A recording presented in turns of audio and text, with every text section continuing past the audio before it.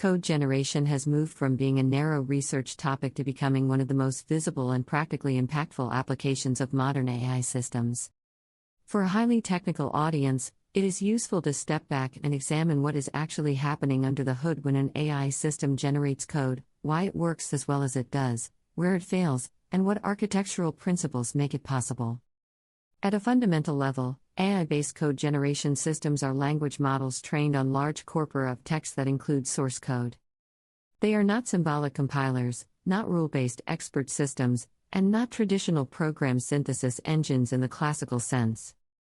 Instead, they are statistical sequence models that learn patterns in how tokens follow each other. The surprising result is that programming languages, despite their formal structure, can be modeled effectively using the same core architectures that are used for natural language.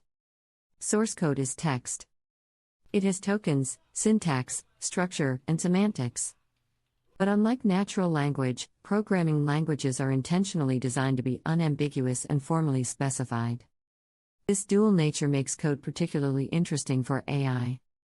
On one hand, the strict grammar provides regular patterns that are easier to learn than human language ambiguity. On the other hand, small mistakes can render a program non-functional, which means correctness requirements are extremely high. Modern code generation systems are typically built on transformer architectures. These architectures use self-attention mechanisms to model relationships between tokens in a sequence. When trained on large datasets containing code repositories, documentation, and sometimes paired examples of instructions and code, the model learns statistical regularities about how functions are structured, how APIs are used, how variable names correlate with behavior, and how comments relate to implementation details. During training, the model is usually optimized with a next token prediction objective. It is shown a sequence of tokens and asked to predict the next one. Over billions of such examples, it internalizes the statistical distribution of code patterns. The model does not explicitly reason about program semantics in a symbolic way. Instead, it learns representations that capture syntactic and semantic regularities implicitly. One of the key reasons these models work well for programming tasks is that code exhibits strong local and global dependencies. Locally, certain keywords are almost always followed by predictable patterns. Globally, a variable defined earlier in a file may be used much later. The self-attention mechanism in transformer models is well suited to capture such long-range dependencies because each token can attend to every other token in the context window. This allows the model to maintain consistency in variable names, function arguments, and structural patterns. When generating code, the model operates autoregressively.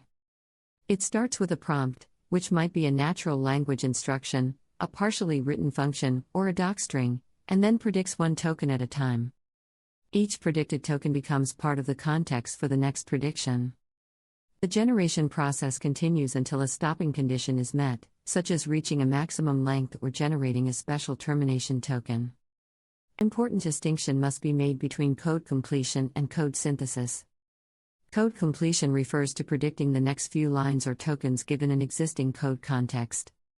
This is similar to advanced autocomplete in an integrated development environment. Code synthesis, on the other hand, involves generating entire functions or modules from high-level descriptions.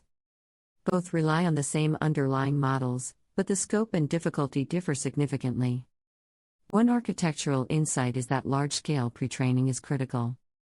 Models trained only on small, curated code datasets do not perform nearly as well as models trained on massive, diverse corpora. Pre-training exposes the model to many programming languages, coding styles, and problem domains. Fine-tuning can then adapt the model to specific tasks, such as generating secure code, writing tests, or translating between programming languages. Another key element is alignment with human intent. Raw next token prediction can produce syntactically plausible but semantically incorrect or insecure code.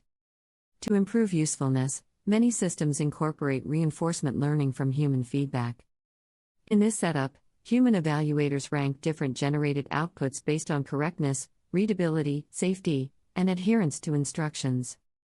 The model is then further trained to prefer outputs that align with these preferences. This process helps bridge the gap between statistical likelihood and practical utility. A particularly interesting aspect of AI for programming is the interaction between formal structure and statistical modeling. Programming languages have grammars that define valid syntax. Some systems integrate grammar constraints during decoding to ensure that generated code is syntactically valid. Others rely purely on the model's learned distribution, which often produces syntactically correct code simply because the training data overwhelmingly consists of valid programs. In practice, even without explicit grammar constraints, large models frequently generate compilable code, though not always correct code. Error patterns reveal a lot about how these systems work. When a model generates incorrect code, the mistakes are often subtle. It may use the wrong API call, forget to handle an edge case, or misunderstand a corner condition described in the prompt. These errors reflect gaps in pattern recognition rather than logical reasoning in a strict symbolic sense. The model predicts what looks plausible based on training data, not what is guaranteed to be correct under all possible inputs. For highly technical users, it is important to understand the concept of context window limitations. Transformer-based models can only attend to a fixed number of tokens at once. If a codebase exceeds this length, the model cannot see the entire project simultaneously. This affects its ability to reason about cross-file dependencies or large architectural structures. Various techniques such as retrieval-augmented generation address this limitation by dynamically fetching relevant code snippets and injecting them into the prompt. Retrieval-augmented systems combine a language model with a search component. When given a query or prompt, the system first retrieves relevant documents or code snippets from a database. These retrieved texts are then included in the model's input. The model uses them as additional context to generate a more accurate response. This hybrid approach leverages both learned statistical knowledge and explicit access to external information. Another dimension is program repair and debugging. AI models can analyze error messages and suggest fixes. In this scenario, the prompt includes the faulty code and the compiler or runtime error output. The model has learned patterns linking certain error messages with common mistakes and their fixes.